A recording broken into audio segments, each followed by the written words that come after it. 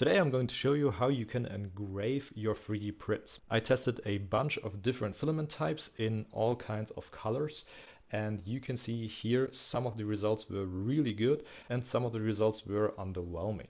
I'm going to show you how I engraved these, common issues that I encountered, and how you can do the same. So let's get started.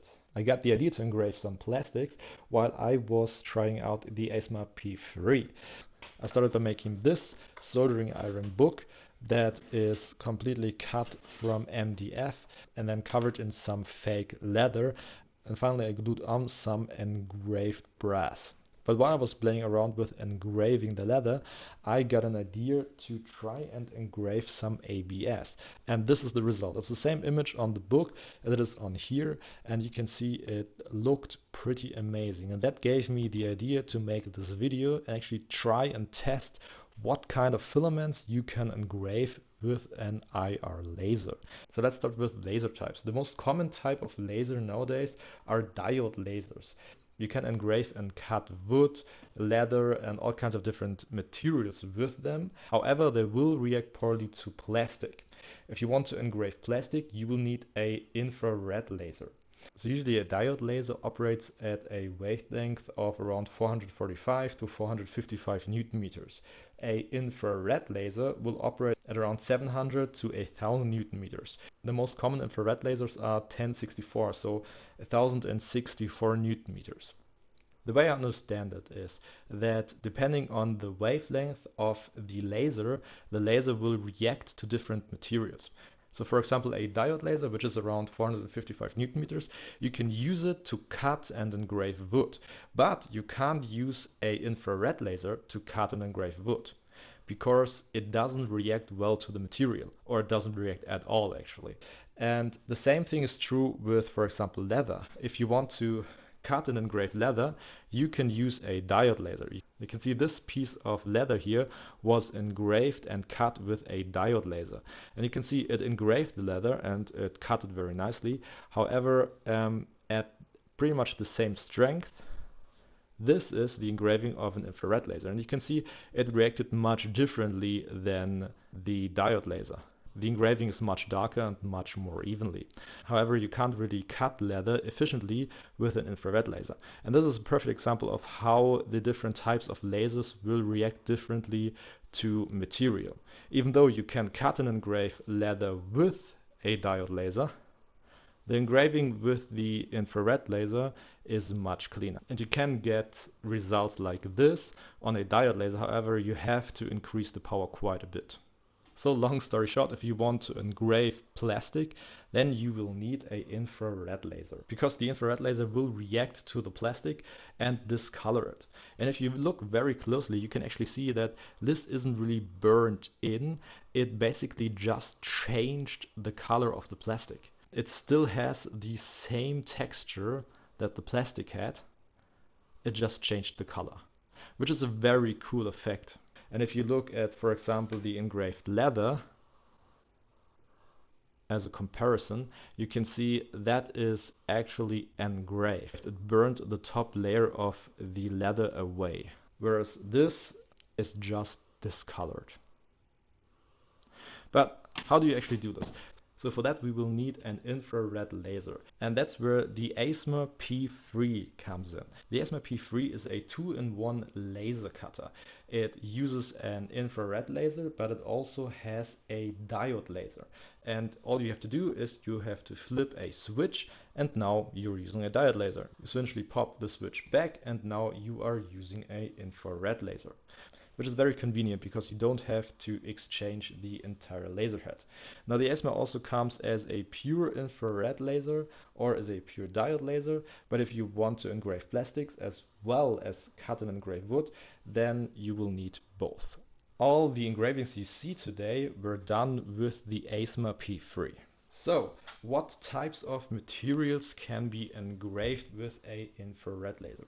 Basically, you can engrave almost all types of filaments. You can engrave PLA, ABS, PETG, and so on. However, it really depends on the color and the manufacturer how well you can engrave it.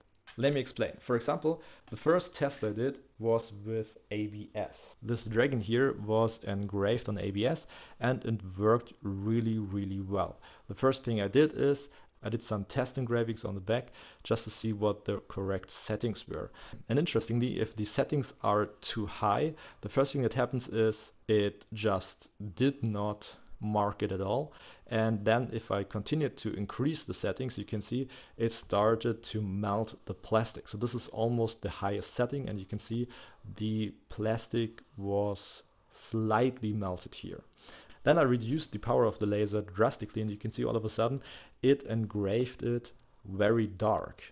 So I continued to test, and then eventually I got to this setting, which was at very high speeds and at a quite low power. I think it was only like 15%.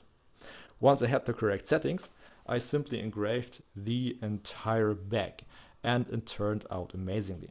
So this is on ABS. White ABS is incredibly easy to engrave. However, I have to say the ABS is toxic. No matter if you engrave it or if you print it, you should have some protection. When you print it, you should have a carbon filter like the P1S has, for example. And if you engrave it, you should have an exhaust that goes to a filter, and then you should redirect all of that out of the window in the direction of your least favorite neighbor. The Asma P3 already comes with an exhaust, however, you should definitely hook up a filter just to be sure. Next up, I tried to engrave a bunch of different PLAs. I started with black PLA, which gave me probably the best results. So as you can see, I started out at a very low power as I learned with ABS and with very high speeds, and you can see it already turned out really well. Like, it's almost as if it completely erases the color and makes the whole thing completely white. If you turn on the power too much, it starts to react with the plastic and it becomes duller and darker, as you can see right here. So once I had the correct settings, which in this case was 100% speed and very, very low power, I was able to do something like this. So this engraved really, really well. You can see it simply discolored the plastic. There is no reaction whatsoever, and you can even see it has the texture of the plastic, so it didn't lose it. It basically just discolored it. So black PLA and white ABS are by far the best types of filaments to engrave in my experiments.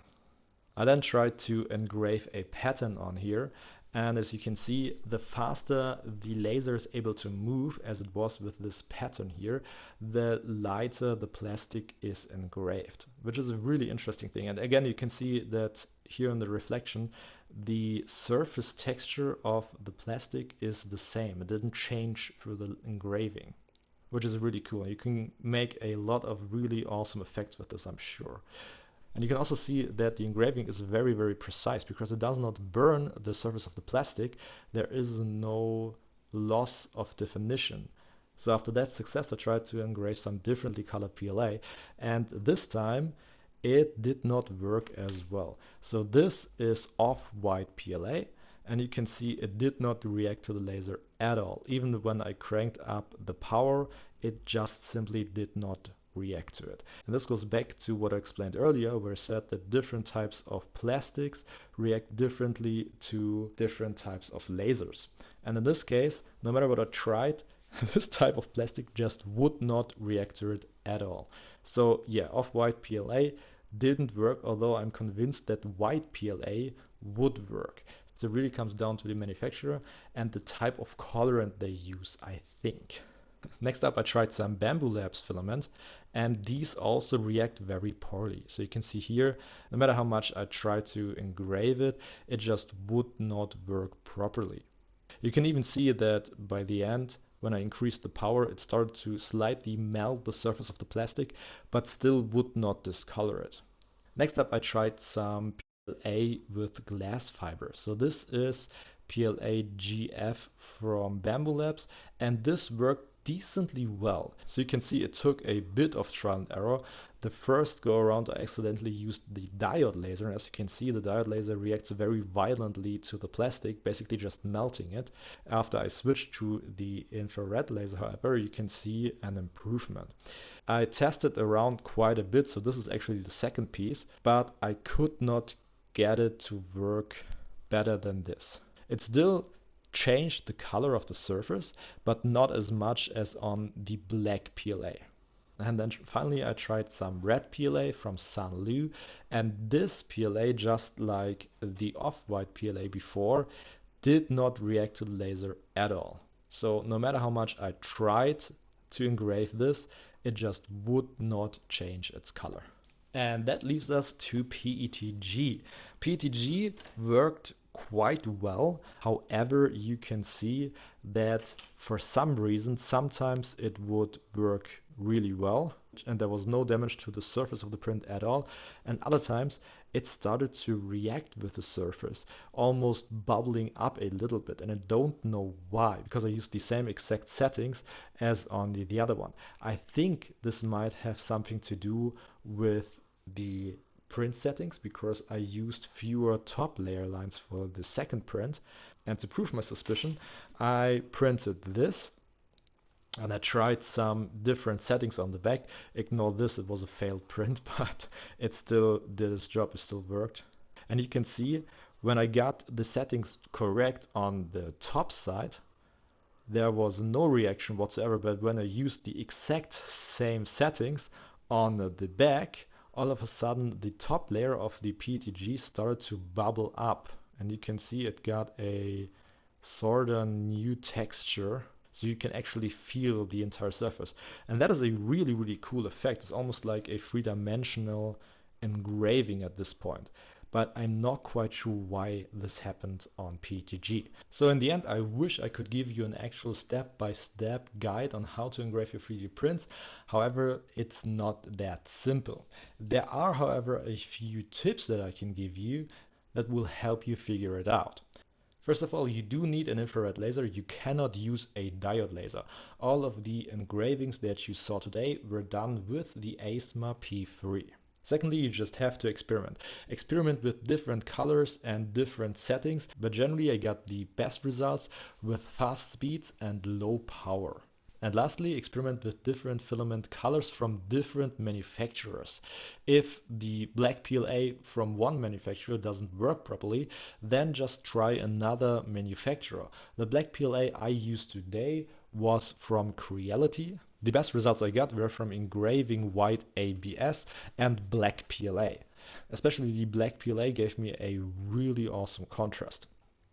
So I can highly recommend starting with black PLA. It's easy to print and easy to engrave apparently. From here on out, it's all about experimentation. Just get some filaments, print them, and then try and see what works. But once you get the correct settings, you can get some really amazing effects.